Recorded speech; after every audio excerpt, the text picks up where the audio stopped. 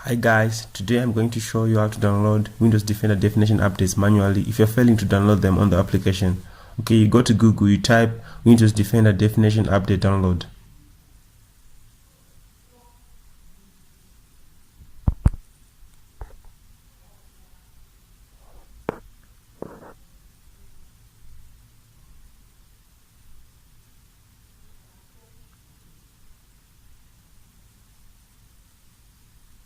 Okay, then from the results, you choose the result that links you directly to the Microsoft web page.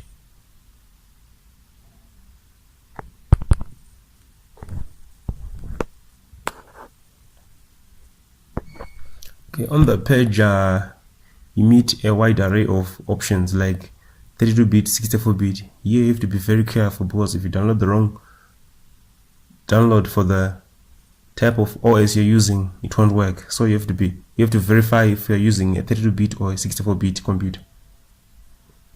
Though if you go to the control panel, go under the system to check the type of machine you're using. Okay, I'm using a 64-bit Windows, and Windows 10 is the operating system I'm currently using. So I have to download the 64-bit type for the Windows 10.